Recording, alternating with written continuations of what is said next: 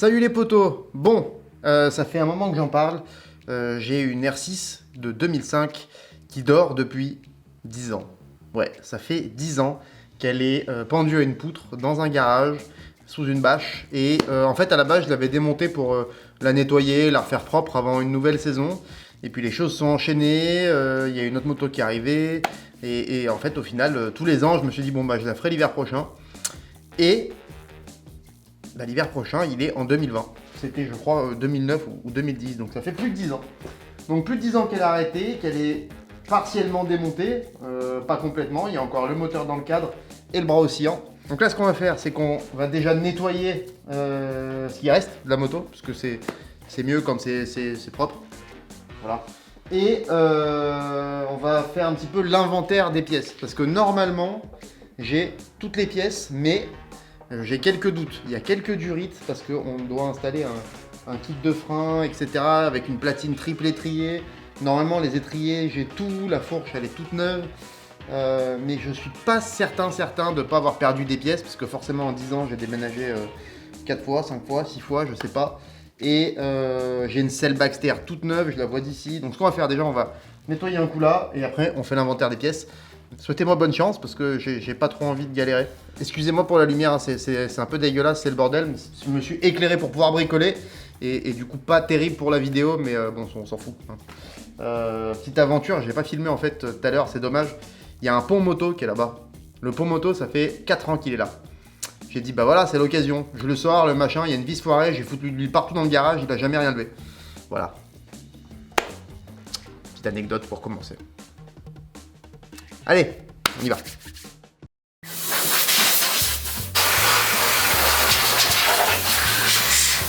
Je crois que le coup de soufflette, ça va pas suffire.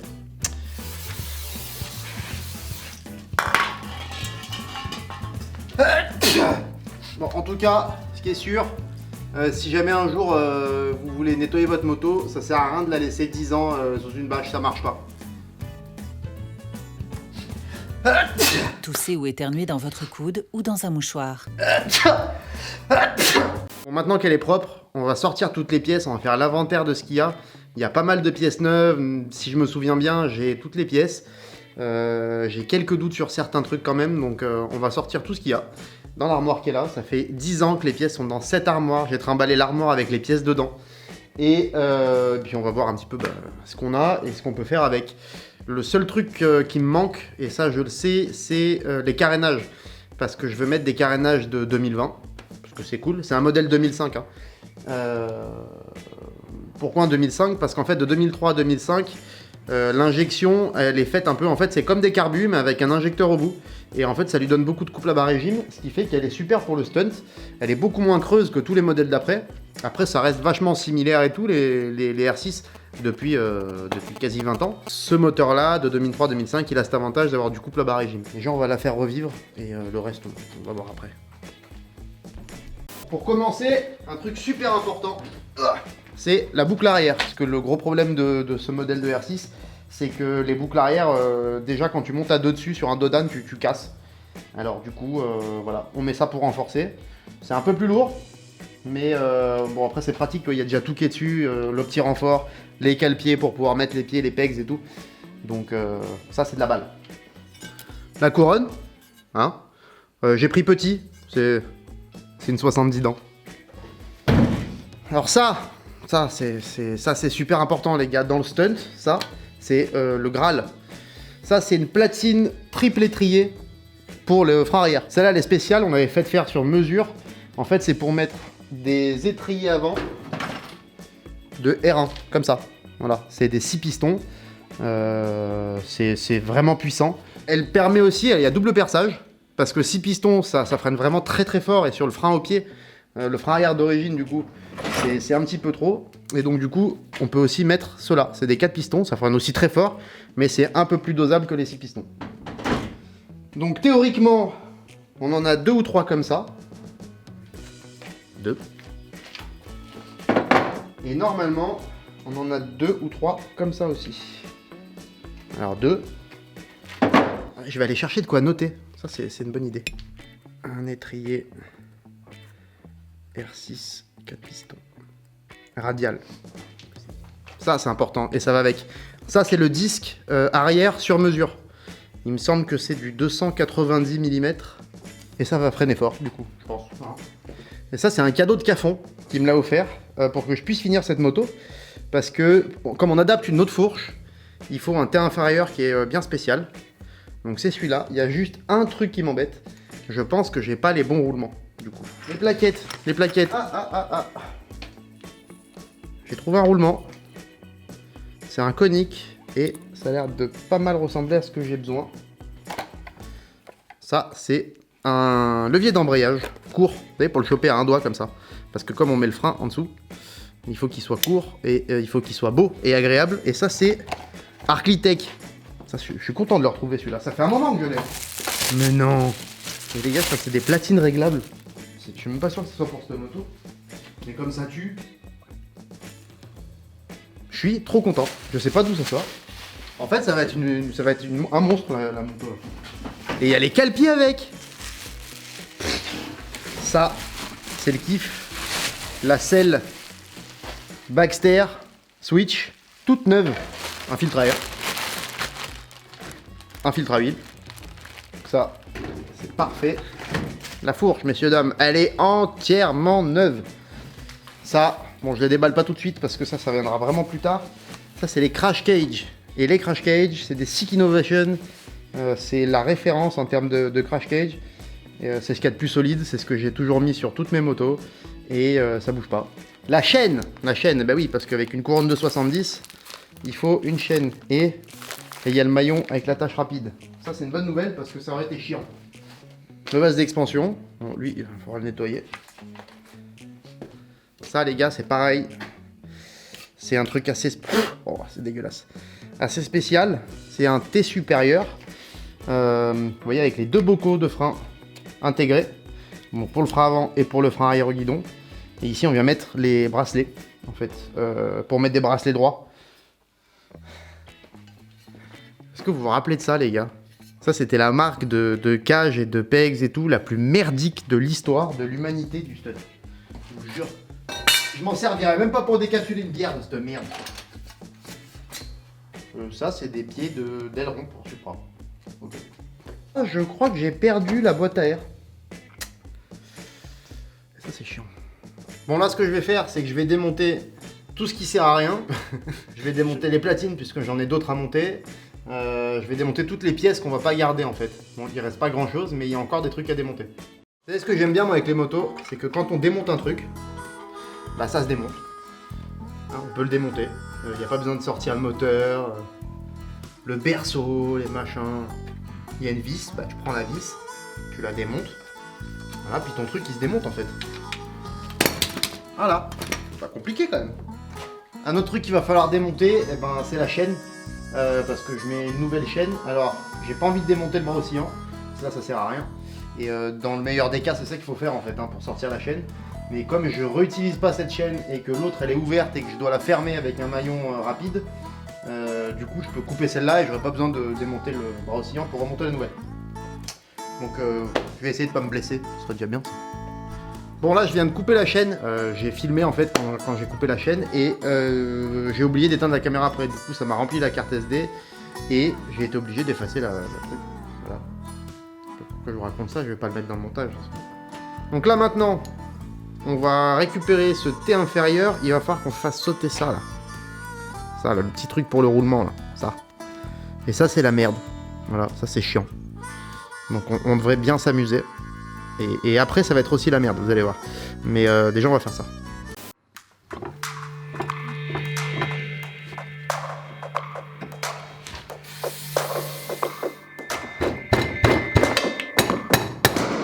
C'est super chiant à enlever, ce truc-là.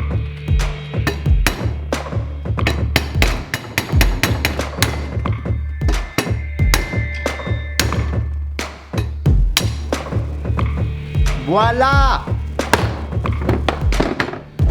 Ça c'est bon.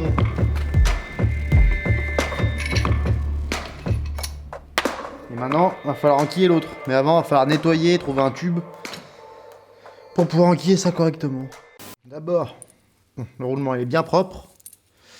Et là, je vais le graisser un petit peu avant.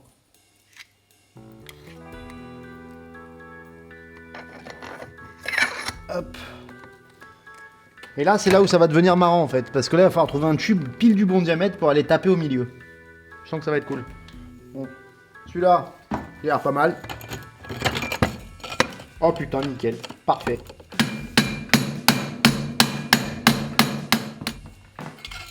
Ouais, ça descend. Mais les gars, je crois que j'y suis. S'il y a un truc que je pensais pas arriver à faire, c'était ça. Du coup, je suis vraiment très très content. Donc, on va pouvoir monter la fourche. Et ça, c'est cool. Bon, je vais juste graisser un petit peu le roulement d'en haut qui était déjà en place. Parce que quitte à ce que ce soit démonté, autant bien les graisser. C'est des roulements coniques, c'est pas ceux d'origine. Bah, ça tient beaucoup plus que les roulements d'origine à billes. Et surtout pour faire des stoppies ou quand on repose fort et tout, à chaque fois on les défonce les roulements. Donc ça, c'est le top. Oh, c'est trop bien.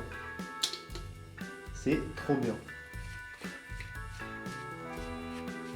Là, vous imaginez pas la jouissance que c'est hein, d'arriver à faire ça et d'avoir le bon thé, parce qu'en fait on met une fourche de R6 2008 je crois, sur une moto de 2004 ou 2005. Et donc le T inférieur et tout, c'est pas pareil, et il fallait arriver à monter ce roulement. Et ça me faisait flipper parce que c'est chiant à faire. Et donc là, je suis vraiment content. Voilà. Donc là ça a l'air bien, on verra. Mais je pense que c'est bon. Et du coup... Ah non, avant de mettre la fourche, faut mettre celui-là. Hop. Ça va comme ça, la rondelle.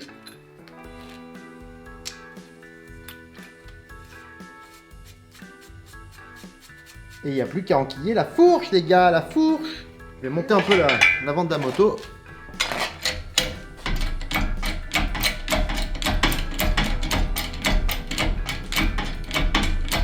Et pendant que je chiffonne, je suis désolé, il n'y a pas beaucoup d'angles de vue hein, différents pour la caméra. Donc je pense que je ferai des zooms, j'en sais rien.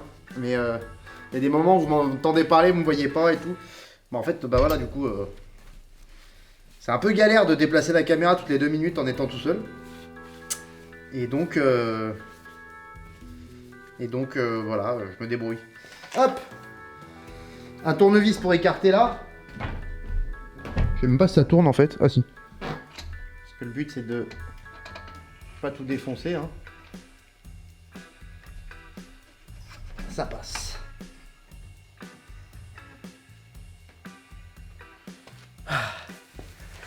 Je suis trop content. Du coup, je peux monter mes clip-on Sick Innovation qui donnent une bonne position. Et je vais faire pareil de l'autre côté. Ça me permet de savoir à peu près à quelle hauteur je dois mettre le tube. Et après, je pourrais serrer toute la fourche comme ça. C'est parfait.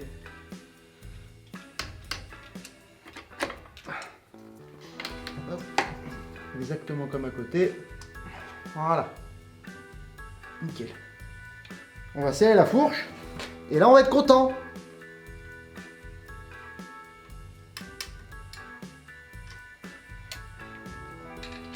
En fait, il refait chaud. Et ouais, mais non. Je peux pas monter les étriers en fait. Parce que j'ai perdu les vis. Et c'est des vis assez spéciales. Il en faut 1, 2, 3, 4 pour l'avant. Non, 6 du coup avec l'autre étrier qui manque. Bon bah du coup, on va monter la boucle arrière. Ça c'est bien ça. Hop. Alors, mettre le bas en place en premier.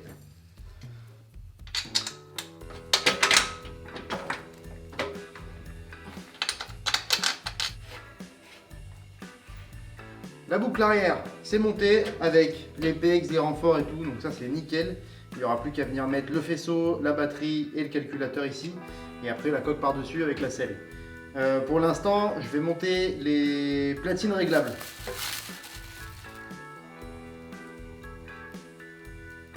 Donc ça doit aller comme ça. Ok. Et le sélecteur, du coup... Ah non, il passait par derrière, lui.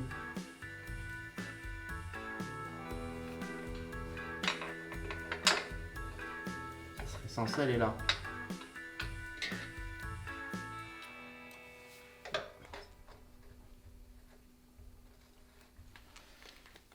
Hop, je vais essayer de monter le pegs.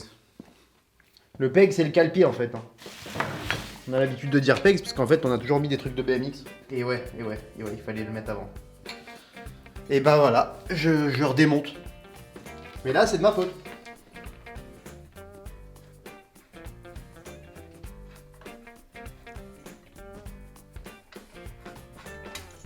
Je sais même pas si c'est ça qui est valable. Si, je pense. Enfin, je sais plus comment ça se met. Voilà, comme ça. Mais qu'est-ce que je fous, moi? Ah, moi, je l'ai monté à l'envers. Oh putain, j'ai tout monté à l'envers. Mais quel con. Voilà, non mais... La moto, c'est plus simple. Mais moi, par contre, je suis toujours con, hein. J'avais bien serré, c'est dommage.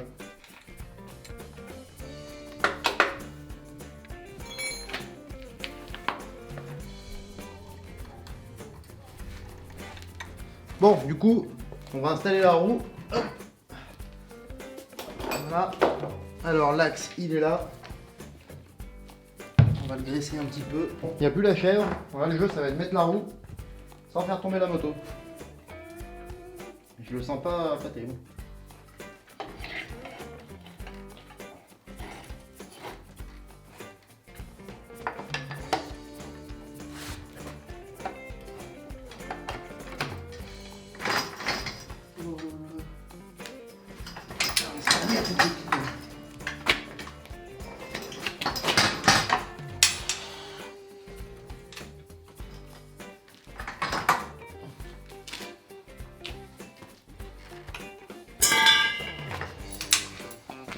Bon là je suis dans la merde, parce que si je la lâche elle tombe.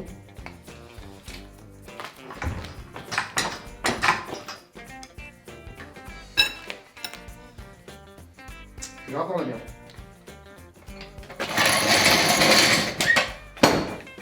Tadam! Ah c'est bon ça.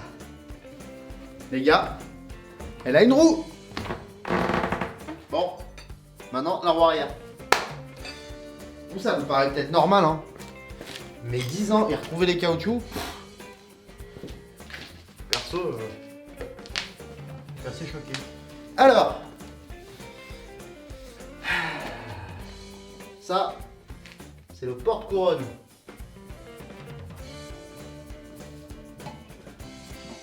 Hop.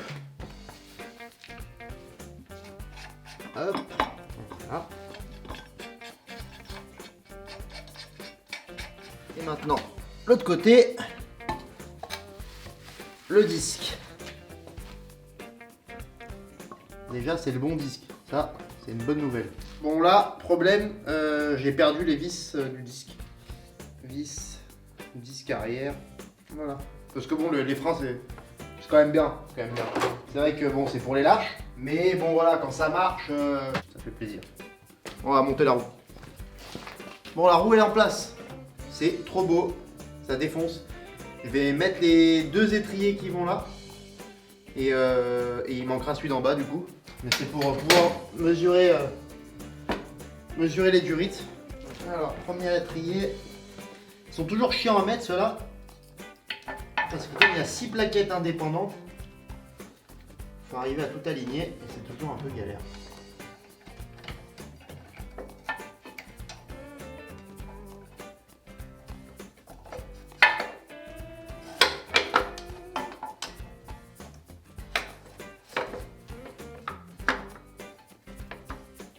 Hop. Ça tue.